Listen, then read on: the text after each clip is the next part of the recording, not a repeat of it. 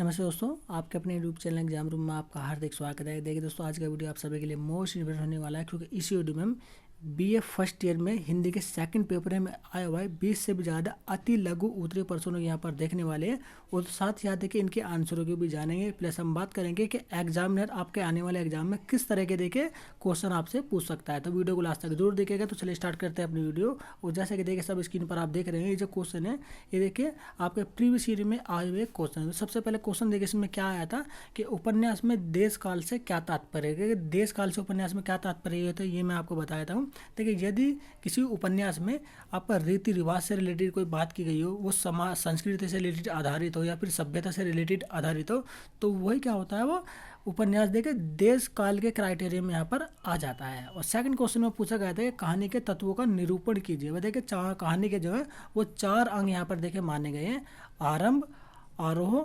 अवरोह और चरम स्थिति। तो ये क्वेश्चन देखिए आपका इंपॉर्टेंट है। दूसरा देखिए क्वेश्चन देखिए मोस्ट इम्पोर्टेंट है आपका कि चित्रलेखा की कथा वस्तु का मूल आधार क्या है। देखिए जो चित्रलेखा उपन्यास है ना, इसे आप बहुत ही अच्छे से पढ़ करके जाइए। इस पर आधारित एक या दो क्वेश्चन देखिए हर बार ही एग्जामिनर आपसे क्वेश्चन पेपर में पूछता है। तो ये देखिए काफ़ी इंपॉर्टेंट है आपका चित्रलेखा उपन्यास। तो इसके लेखक की अगर मैं बात करूँ तो इसके लेखक के बारे में मैं आपको बता देता हूँ। ये क्वेश्चन देखिए आपका एग्जाम में पूछा जा चुका है कि चित्रलेखा जो उपन्यास है वो किसके द्वारा रचा गया है, तो भगवती चरण वर्मा द्वारा देखिए रचा गया है। काफ़ी इंपॉर्टेंट है। और फोर्थ क्वेश्चन इसमें पूछा गया था कि कुमारगिरी की चारित्रिक विशेषताएं बताइए। अब देखिए ध्यान दीजिएगा, इसमें क्या होता क्या है कि इस सेकंड पेपर में ना आपके पात्रों के जो है ना वो चारित्रिक चित्रण से रिलेटेड देखिए आपके हर बार ही क्वेश्चन यहाँ पर पूछे जाते हैं। पात्र की विशेषताएं क्या है, किसने क्या आपका पात्र की क्या विशेषता है, क्या कहानी, क्या उनका चरित्र चित्रण रहा है, तो इससे रिलेटेड आपके क्वेश्चन जो हर बार ही आपसे एग्जाम में पूछे जाते हैं। तो इस पर आप जरूर ध्यान दीजिएगा। और 5वें क्वेश्चन में देखिए इंपॉर्टेंट क्वेश्चन है, देखिए इसमें पूछा गया था कि निर्मला तोताराम के प्रति कैसा भाव रखती थी। तो मैंने कहा था ना उपन्यास जितने हैं ना उन्हीं पर आधारित बेस यहाँ पर 4 से 5 क्वेश्चन आपके हर बारी एग्जाम में पूछे जाते हैं। और जो निर्मला उपन्यास है ना वो काफ़ी इंपॉर्टेंट है। देखिए हर बार यहाँ पर देखिए 2 या 1 क्वेश्चन आपका हर बारी एग्जाम में पूछा जाता है। तो इसे आप अच्छे से तैयार करके जरूर जाइएगा। और जो निर्मला उपन्यास है ना वो मुंशी प्रेमचंद यहाँ पर देखिए इसके रचयिता है। तो इस उपन्यास में थोड़ा सा मैं आपको देखिए थोड़ा बता देता हूँ। देखिए ये उपन्यास बेसिकली क्या है, वो दहेज की कुप्रथाओं पर ही देखिए ये आधारित है। इसमें होता क्या है कि एक निर्मला नाम की एक लड़की होती है जिसकी 14 वर्ष की आयु में ही ना तोतराम नामक एक व्यक्ति से कर दी जाती है। और तोतराम की जो पहली पत्नी थी ना उससे देखिए उसके 3 बच्चे भी थे। तो उसी पर आधारित ये काफ़ी महत्वपूर्ण उपन्यास है। अगर आप इसे अच्छे से याद कर लेंगे तो एक ही बार में देखिए अच्छे से याद हो जाएगा। और 2 क्वेश्चन देखिए आपके हर बार एग्जाम में पूछे जाते हैं। इसमें देखिए क्वेश्चन पूछा गया था, देखिए निर्मला उपन्यास के उद्देश्य को स्पष्ट कीजिए। तो यदि आपने तैयार कर लिया तो इस तरह के क्वेश्चनों का आंसर आप 110% यहाँ पर दे जाएंगे। देखिए उपन्यास से रिलेटेड यहाँ पर देखिए 4 से 5 क्वेश्चन हर बार ही पूछे जाते हैं। देखिए तोतराम का देख कैसे भाव रखता था, इसके बारे में देखिए पूछ लिया गया है। और यहाँ पर देखिए पूछा गया था चीफ के स्वागत के लिए सामनाथ अपने घर में किस प्रकार की व्यवस्था चाहते थे।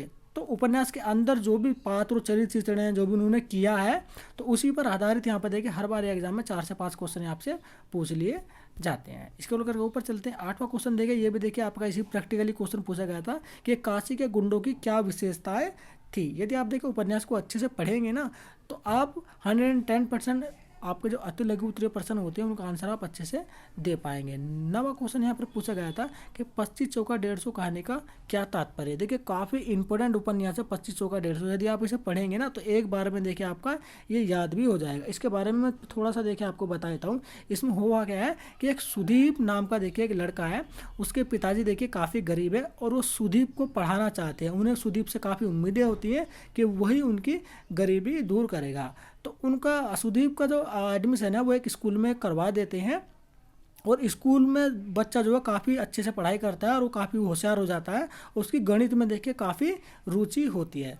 तो जब वो आपका चौथी क्लास में जब बच्चा पढ़ रहा होता है तो मास्टर जी उसे बोलते हैं कि आप जो है 15 तक पहाड़े सब याद करके लाइएगा, लेकिन सुदीप इतना होशियार होता है कि वो 24 तक पहाड़े याद कर लेता है। तो जब मास्टर जी उससे पहाड़े सुनते हैं तो वो काफ़ी खुश होते हैं और उससे बोलते हैं कि आप 25 का पहाड़ा यहाँ पर देखिए याद करके आइएगा। लेकिन जब सुधीर घर जाकर 25 का पहाड़ा याद करता है तो वो पढ़ता है कि 25 चौका 100, लेकिन उसके पिताजी बोलते हैं कि बेटा 25 चौका 100 नहीं, 25 चौका जो है वो 150 होते हैं। तो जब सुदीप बोलता है कि नहीं पिताजी किताब में ये लिखा हुआ है, तो उसके पिताजी बोलते हैं कि नहीं, आपकी जो किताब है वो गलत है। तो जब वो याद कर लेता है कि 25 चौका 150 ही होते हैं, वो मान लेता है। तो मास्टर जी के सामने जब वो पढ़ा सुनाता है और सुदीप उसे बताता है कि मास्टर जी 25 का पहाड़ा जो है 25 चौका जो है वो 150 होते हैं, तब उसके मास्टर जी उसे एक जोरदार थप्पड़ लगा देते हैं और उसे बहुत बुरा भला बोलते हैं। तो ये उस कहानी का पूरा सार देखिए मैंने आपको बताया। यदि आप इसे पढ़ लेंगे ना तो आप देखिए इस तरह के क्वेश्चन का आंसर आप 110%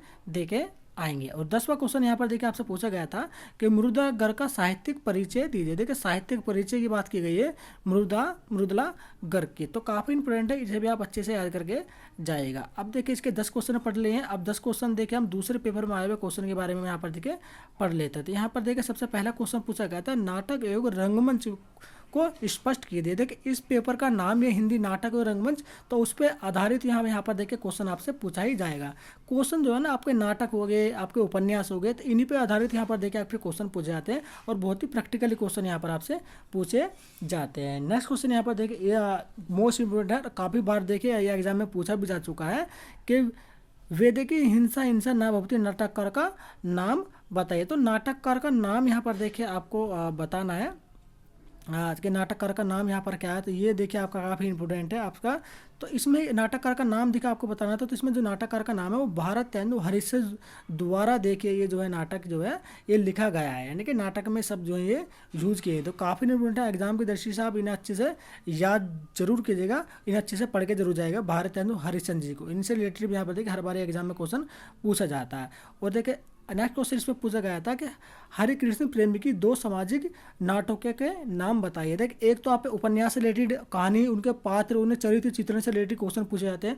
और दूसरा ना इस तरह के देखिए क्वेश्चन आपके एग्जाम में जरूर पूछे जाते हैं कि 2 नाटकों के नाम बताइए, 2 उपन्यासों के नाम बताइए, उनकी 2 विशेषताएं बताइए। ठीक है, तो इस तरह के क्वेश्चन आपके ज़्यादा पूछे जाते हैं। तो तीसरे क्वेश्चन में देखिए आपकी जैसा कि आपकी सोनी महिवाल देखिए इनका जो है सामाजिक घटनाओं पर आधारित देखिए नाटक है। दूसरा इनका आपका मिर्जा गालिब भी देखिए समाज से आधार पर नाटक है। देखिए हीरो रांझा भी इन्हीं का ही है। तो काफ़ी इंपॉर्टेंट है, इसमें केवल 2 ही पूछे गए थे।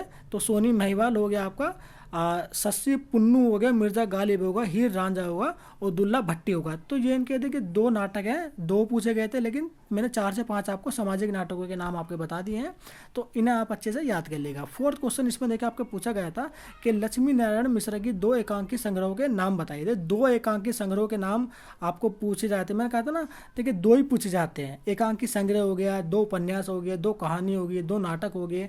तो इसी से रिलेटेड देखिए आपके जो जितने भी कहानी और नाटक है ना आप अच्छे से याद करके जाइएगा। ज़्यादा मत कीजिएगा, 2 या 3 ही कर लीजिएगा। अगर ज़्यादा करते हैं तो वेल एंड गुड होगा आपके लिए। 4th क्वेश्चन में तो इसमें देखिए मैं आपको बता देता हूँ। तो एकांकी संग्रह के जैसे कि अशोक वन भी देखिए इन्हीं का आपका एकांकी संग्रह है।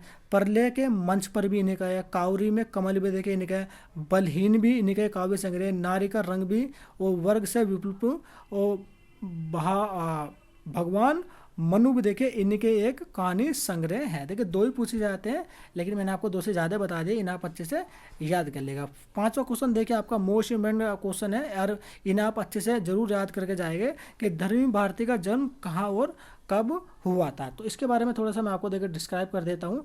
तो जो भारती जी का जो जन्म है वो 3 जुलाई 1986 को देखिए अमृतसर पंजाब में ही हुआ था। तो ये कब और कहाँ हुआ था, तो मैंने आपको बताया 3 जुलाई 1986 को हुआ था और अमृतसर में पंजाब में देखे इनका जन्म हुआ था। और इन्हों को देखे 1972 में पद्मश्री यहाँ पर देखे अवार्ड भी मिला जा चुका। अब देखिए क्वेश्चन ये भी पूछ सकता है कि धर्मवीर भारती की 2 रचनाओं के नाम बताइए। क्योंकि रचनाओं पर आधारित है, देखिए आपका पूरा पेपर ही आपका नाटकों और रंगमंच पर आधारित है। तो ये क्वेश्चन देखिए एग्जाम में पूछा जा चुका है कि धर्मवीर भारती की दो प्रमुख रचनाओं के नाम बताइए। तो मैं आपको बताता हूँ, देखो सूरत का सातवां घोड़ा काफ़ी इंपॉर्टेंट है, इन्हीं की देखिए रचना है। और आपका अंधा युग भी देखिए इन्हीं की है, मोस्ट इंपॉर्टेंट है। और गुनाहों का देवता भी देखिए इन्हीं की ही रचना है। तो आपसे क्वेश्चन ये भी पूछ सकता है कि धर्मवीर भारती की दो प्रमुख रचनाओं के नाम बताइए। तो काफ़ी इंपॉर्टेंट था। अब देखिए आपका छठा क्वेश्चन पूछा गया था कि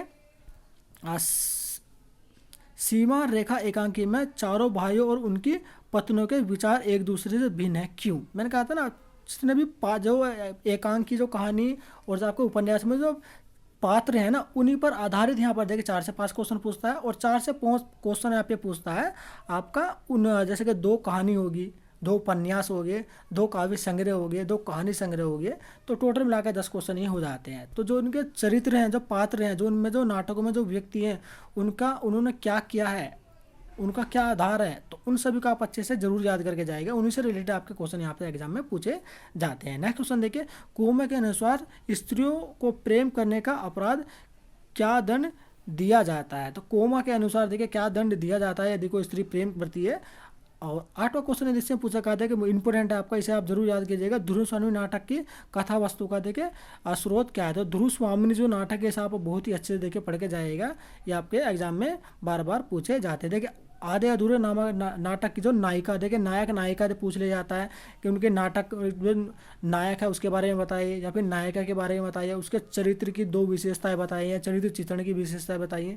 तो इससे लेकर आपसे पूछ लिए जाते हैं। तो यहाँ पर देखिए 9वां क्वेश्चन पूछा गया था। तो आपसे ये भी पूछा जा सकता है कि आधे अधूरे नाटक के जो रचनाकार है वो कौन है, उनका नाम बताइए। तो मोहन राकेश देखिए इनके रचनाकार हैं। तो इसकी चरित्र की 2 विशेषताएं यहाँ पर आपको बतानी थी, तो इसे आप बहुत ही अच्छे से लिख के आ सकते हैं। तो किन्नी और बिन्नी देखिए इसके आपके इधर, तो इसके बारे में थोड़ा सा मैं आपको बता दूँ। जैसे नाटक का जो केंद्रीय स्त्री का जो पात्र है वो देखिए सावित्री नाम की एक स्त्री है, जिसकी 2 लड़कियाँ होती है, किन्नी और मिन्नी। अब यहाँ पर देखिए लास्ट क्वेश्चन देखिए, इसमें देखिए अधिक मैंने कहा था आधे अधूरे को आप बहुत ही इग्नोर मत कीजिएगा, बिल्कुल बहुत ही अच्छे से पढ़ के जाएगा। देखिए इसमें आधे अधूरे नाटक ये भी क्वेश्चन पूछा गया है और आपका ये भी पूछा गया है। ऊपर आपसे पूछा जा चुका है देखिए नायिका के बारे में, और नीचे आपको पूछा गया है नायक के बारे में। तो मैं इसके देखिए बता देता हूँ। देखिए नाटक इसमें क्या पूछा गया था कि आधे अधूरे नाटक का नाम, नाटक के जो नायक का जो नाम भी आपको बताया ना, प्लस उसके चरित्र की कोई 2 भी विशेषता यहाँ पे आपको बतानी। तो नाटक का जो नायक है वो महेंद्र नाथ है, जो कि आपका सावित्री का पति है। और इसमें मैं थोड़ा सा देखिए आपको बता देता हूँ। चलिए देखिए नाटक में कहानी का जो पूरा जो सार है वो ना एक परिवार के इर्द गिर्द ही आपको घूमता हुआ नजर आएगा। तो आप इसे अच्छे से याद कर सकेंगे, जिसमें सावित्री जी के, तो इस तरह के कुछ हैं क्वेश्चन देखिए आपके काफ़ी इंपॉर्टेंट है, इन्हें आप अच्छे से याद कर लेंगे।